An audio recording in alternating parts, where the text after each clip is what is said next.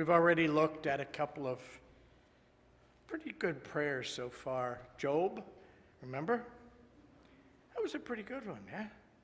23rd Psalm, one of my favorites, absolutely.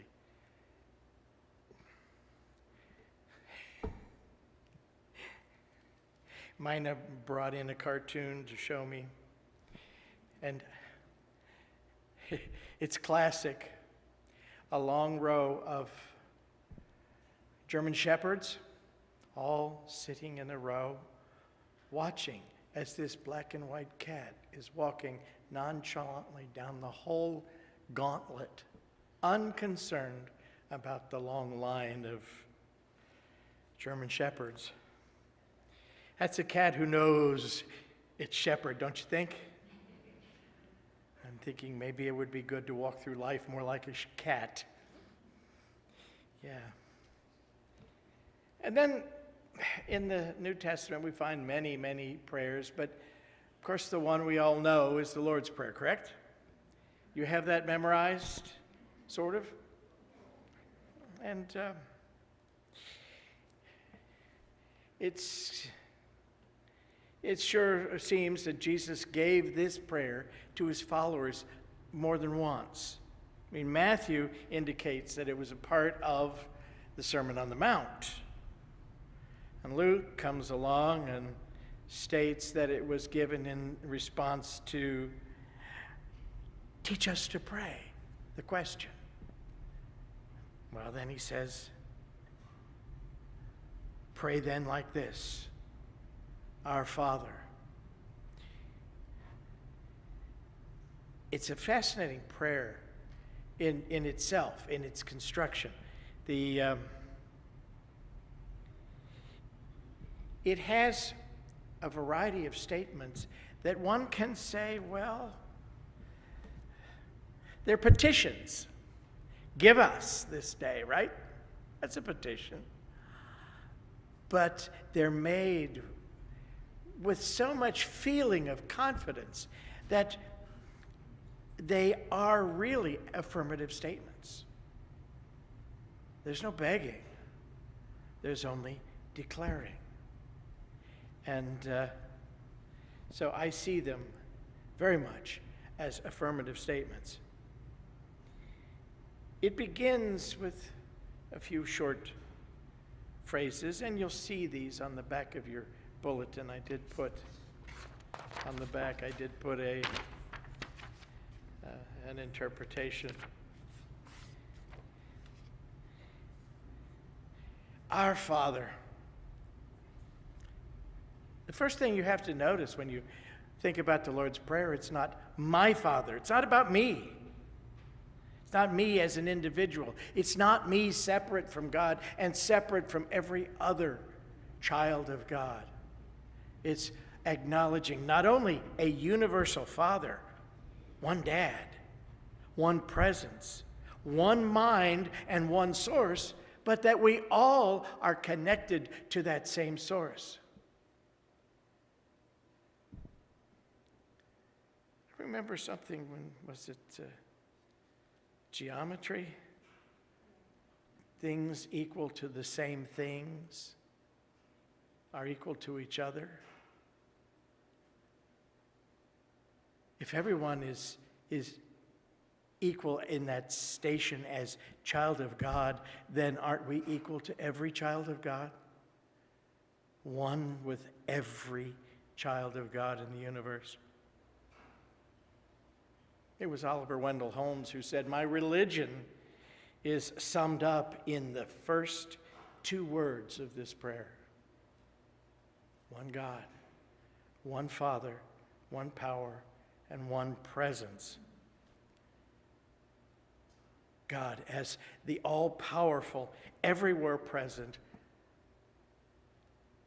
all-intelligent source in the universe that provides abundance for the entire universe. There's energy enough. There's life enough. There's love enough. Joy and peace enough.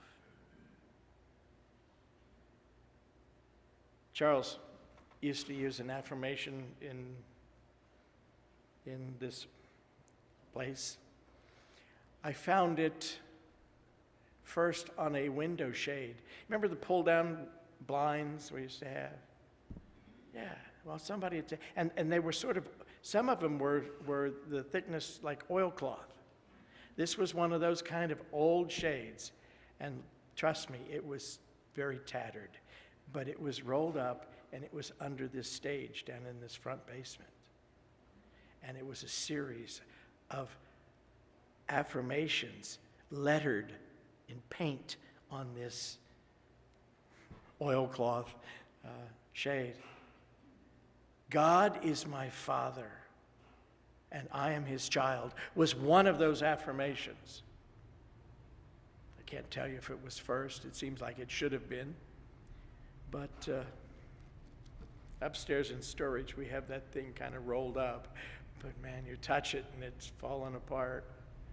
But it was kind of a surprise to find such a nice treasure in this building. Emmett Fox, when Emmett Fox was teaching, he taught that most problems would disappear if we contemplated, meditated on omnipresent and omnipotent wisdom as the living, loving Father of everyone. That's a good beginning, don't you think? Now, each one of these statements I think of as an attunement to the nature of God, our Father, who art in heaven. Where? Well, where's heaven? Well, they used to point out there, and then I remember I told you recently about that new Pope show with the American Pope. It's fiction. It's not bad. Not a bad show. But one of the Curia, one of the priests in the Vatican, asks the Pope, "Where is heaven?" And he looks up and he says, "Right there, Big Dipper." We understand now heaven is where? Everywhere and right here where we are and within us. Yeah, that God is everywhere present intelligence. That means there's no place you can go to get away from that guiding, loving, providing intelligence that God is. Shmeya is the word in Aramaic. It means heaven, universe, cosmos. Our Father who art throughout the universe, at all points, in all time. So, with this prayer, we're acknowledging another great truth. God is not out there someplace, but God is right here. God is at all points. So right where you are, God is. Neither place nor time. That divine intelligence is absent or unavailable to you. That's a powerful recognition. So this attunement is to the presence of God. The next one is, hallowed be thy name. Hallowed. We don't say hallowed much anymore. Holy. It means holy. In Aramaic, the word is kadash. Kadash. Holy. Set apart. Sacred. The nature of God is whole, sacred, set apart, absolute good. We get the Old English word holy, whole, wholesome from this kadash. The nature of God is absolute good. Therefore, what does God bring to you? Anything less? It is a reminder for us to never say, God, why did you give me this pain or this suffering? God doesn't. Then who does?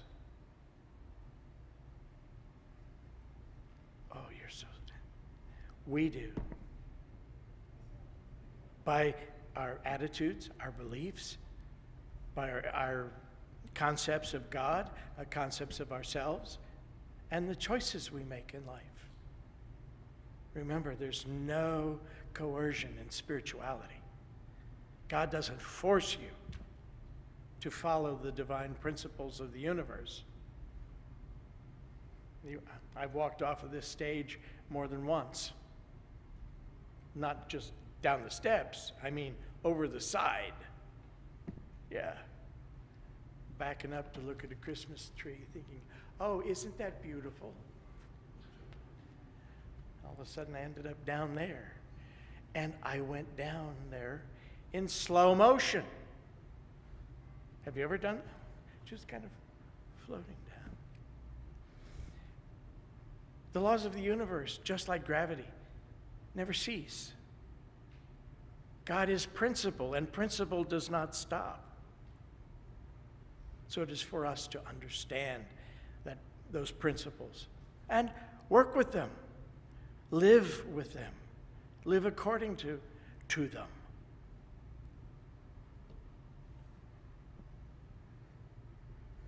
James, and in the book of James, he raises the question, does a spring pour forth from the same opening fresh water and brackish? You know brackish, right? Mixture of salt and fresh. You see it a lot in Florida. It's kind of brown. It's not the prettiest water in the world. God does not send difficulties if we think he does. We add power to the problem. So whatever faces us becomes bigger. So, hallowed be thy name. God is absolute good. Then let's put the power where it belongs. And see that God is of purer eyes than to behold iniquity, than to behold evil, than to bring evil into our lives. Evil's a good word. Do you like the word evil? I like it better in Aramaic. Jesus once commented on the evil figs because he was hungry. An evil fig. I've seen figs in the grocery store. I've seen unripe figs. I've seen overly ripe figs. But I never saw figs gambling, dancing, over in the liquor department, yelling and hollering and having a grand old time. The word for evil in Aramaic is bisha. Bisha, together. Bisha. I love the word because it very clearly puts light on the whole issue of evil. Jesus said at the crucifixion, Father, forgive them, for they know not what they do. Right there, he tells us the reason people do what they do. They don't know. They don't understand. Bisha means evil, unripe, immature. Father, forgive them because they're unripe. They're immature. They don't understand. So, the nature of God is only absolute good.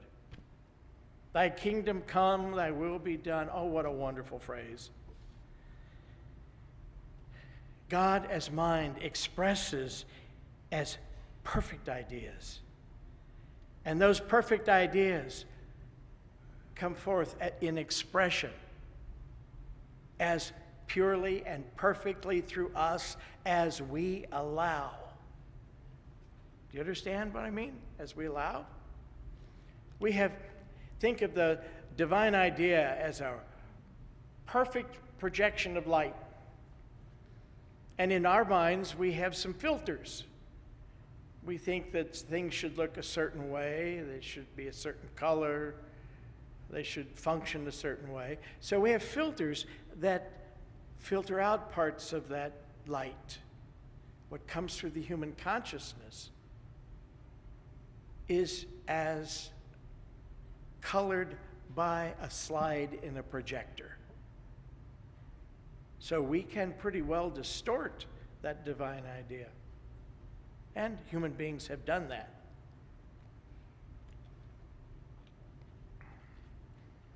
A distortion of a divine idea is you have the idea of good, useful transportation. So you settle on a car you see in a parking lot. And you pull that Slim Jim out of your pocket. And if you're good, you can do it in seconds, right? Open that door and drive off. That's a distortion of a divine idea. The guy who goes to 7-Eleven or Quick Trip and says, "Give me all the money in the register." Now he has a concept of prosperity and a concept of supply. But what's his source? Quick Trip. That's a distortion of the idea of universal abundance for all God's children. You could say, well, he's Bisha, immature. He does not understand. Jesus could say, "Father, forgive him because he knows not what he does." He doesn't understand that when you try to take good at another's expense, you can't hold on to it. You can't keep it. It's not according to principle. Thy kingdom come, thy will be done. You'll hear me say in earth as in heaven. And in one of Charles Fillmore's talks, I read those exact words where he was saying, in earth as in heaven. In manifestation, in expression then, as in heaven or in mind. You wouldn't say as on mind or on expression, in expression, in manifestation, and the same as it is in mind. As above, so below. As in mind, so in expression. So I've held to that in earth as it is in heaven.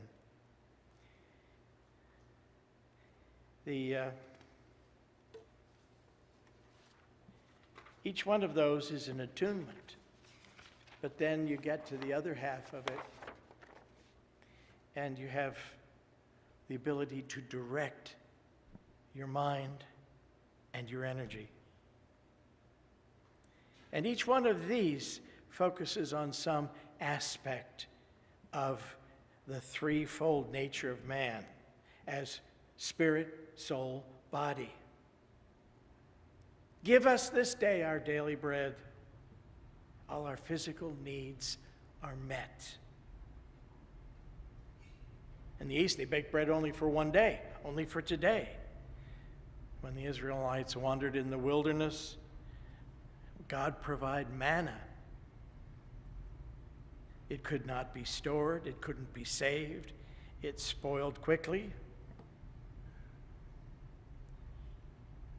God provides our needs for this day. Now, that bread doesn't only meet food, shelter, physical needs, but also life and health and wholeness. Give us this day is not in begging, but in affirming that it is your right as God's beloved child to have the abundance that God is, to have the good that God is.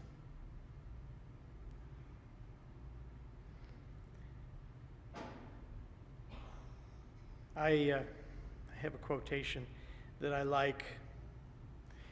David speaking to Mephibosheth. You all remember Mephibosheth probably very well, right? Remember David and Jonathan? Mephibosheth was Jonathan's son. And after the passing of Jonathan, David said to Mephibosheth, "You shall eat at my table always." It's the 9th chapter of 2 Samuel. It was a good table to eat at, let me tell you. Very fine table. Remember, David had great abundance. He was a very wealthy man. Just imagine the table God has spread for each one of us. Give us this day our daily bread is about all the needs that we have in physicality here in this evolutionary life wave we call planet Earth. And the second phrase is forgive us our debts. It involves not the physical, but the soul level. Not body, but soul. And in the soul, you have stuff. You have memories. Some of those memories are very good. Some of those memories are regrets. Forgive us this day. Forgive us our debts. But it's hinged on something. As we have forgiven our debtors. Yeah. You want forgiveness? Let the stuff you hold in your heart against others go too. Remember, as you give, so you receive. Give freedom, get freedom. And understand that forgiveness is not something we do for others. Oh, no. I love the phrase from Emmett Fox where he says, when you hold enmity against another, it is as if you are bound with chains of steel to that person. Folks, if I have challenges with another person, you think I want to be bound as if with chains of steel to that person? Oh no, I'd rather let go and let them be free and me be free.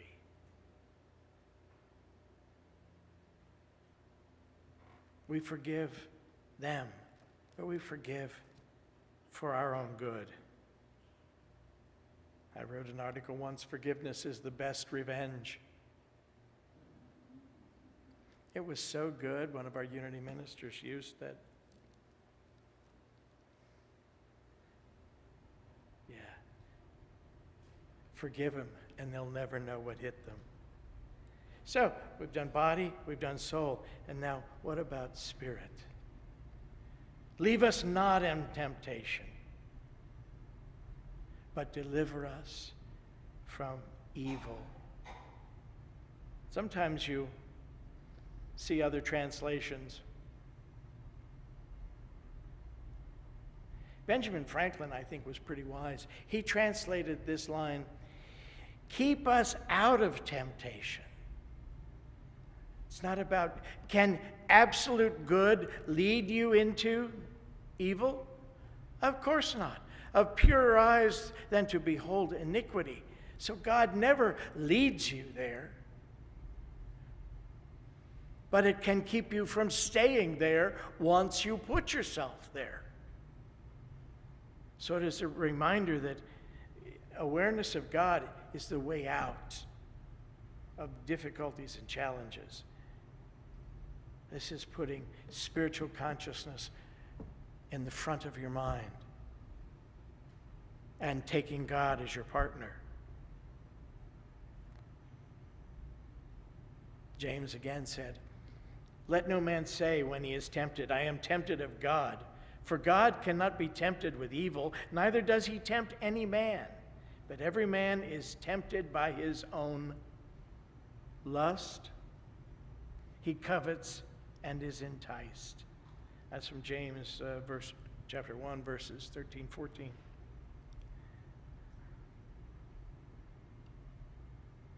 It's a powerful prayer. It's got several elements. It covers a lot of your life, my life, our lives. And then it closes with what we call a doxology. It's not in my Revised Standard except as a footnote. Probably ended up being a marginal note from a scribe. But it's a good ending, and some of us have kept it in. For thine is the kingdom and the power and the glory forever. I think it's an effective closing. God is the goal, God is the means, and God is the actual achievement. That connection with the absolute. We're all destined to reach a point in our spiritual growth where we stand in all that perfection with which God created each one of us. And this closing doxology reminds us that God is omniscience, all knowledge, omnipresence, present at all points, and omnipotence, the one and only power throughout the universe and in our lives.